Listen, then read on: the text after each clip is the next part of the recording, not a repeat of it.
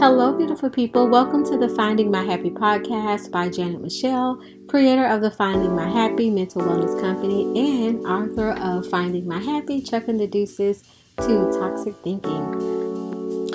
Welcome to this week's episode, and it is about gatekeeping. Ooh. So let's go ahead and get into it. So, not forgetting about others when you have moved up and moved on is a very valuable lesson. And I never thought that this was an area where I would find happiness in, but it is. It really is.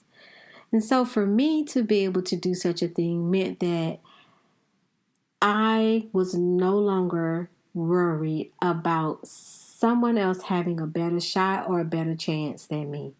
That's what success in this area looked like. And that I wasn't so consumed with my ambition that I forgot about others. The funny thing is, I did not particularly care for people who I deemed gatekeepers or information hoarders or information and opportunity hoarders. But if I'm being honest, I low-key became that person. But what it exposed was that I wasn't secure within myself, and it showed up by being bothered by the success of others. So when I became secure within myself and no longer became bothered by the success of others, it was easy for me to recognize the behavior. And when you're still in that space, like of not being secure within yourself and you're bothered by the success of others, it is so easy to become a gatekeeper or an information hoarder, as I like to say. It really is. So what else does being a gatekeeper look like? So one is information hoarding. And what that is refusing to share opportunities or information that may come across your path, and you know that sharing could help someone else. You know that sharing with someone else, sharing the information could help someone else, but you won't do it. You won't do it. You will not do it. The other one is resisting collaboration and new voices. You just shut it down. You feel so uncomfortable when other people bring new ideas or challenge existing processes. And instead of encouraging the input, you dismiss it. You ignore contributions from people that are not inside your quote unquote inner circle. Totally dismiss it. Totally dismiss it. And then the other one is, and we hear the term like the good old boy club, the good old girl club. It's a form of gatekeeping. And you make other people prove them, like they have to prove themselves or show allegiance before you offer any type of help or offer any type of inclusion. And what that looks like is that you only support people who agree with you or who earn your trust by conforming to your standards.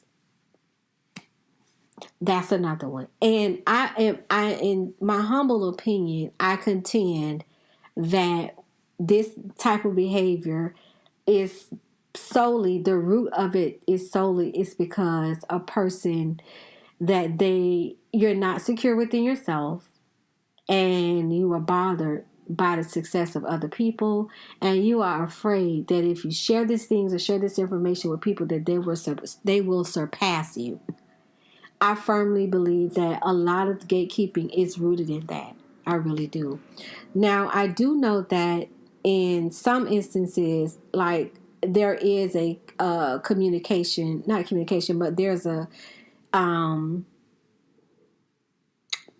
thing going around where people are talking about, or there's a thought that's out there where people are talking about when gatekeeping is necessary. Like, for example, with hip hop, right? Because the argument, well, I don't say argument, but the conversation is that because hip hop no longer is no longer controlled by the people who founded it, and it has been bastardized, and the people who write the checks, they have exploited the art form, right? And so there's this argument that certain people should not have been let into the space to begin with. And I don't necessarily disagree with that sentiment. I do feel like there is a duty to educate if the narrative and if the art form of rap is to be taken back, then there is a duty to educate on why it's being taken back, and there is a duty to protect the purity of the art form. I do agree with that, right? And if people are allowed in the space, then those who are in the community do need to be mindful of who they're allowing in that space, and that that person is not going to cause harm. You know what I'm saying?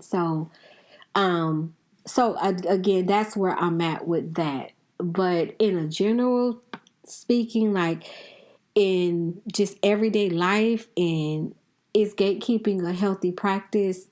I don't think it is.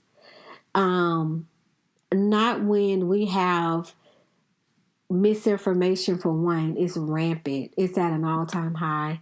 We have people who are legit subject matter experts in a litany of things and could really offer guidance and clarity and understanding in certain areas. I feel like gatekeeping is harmful in that aspect. When people who are ignorant can spread their disinformation and cause so much ruckus. You know what I'm saying? So I just wanted to just pivot a little bit to that particular piece. But I learned that it is very liberating to be able to root for someone else while they are on their growth journey, instead of littering their path with debris by being a gatekeeper. And I also learned that sometimes information may come to you, but it's not for you. You are just a vessel to deliver the message. And withholding the information is a form of gatekeeping. And the adage, caring is sharing, has never rang truer. So if you care, then you do indeed share. I have also learned that to pay more attention to surroundings and power structures, and to form genuine bonds, and that people often remember if you looked out for them, and if provided the opportunity to return a favor, they will. When we empower others with information, knowledge, and resources, we are providing a vehicle for many others in society to succeed, and thereby creating a healthy cycle of paying it forward. Before I go, I want to share 5 tips for not becoming a gatekeeper, especially when it comes to leadership, knowledge sharing,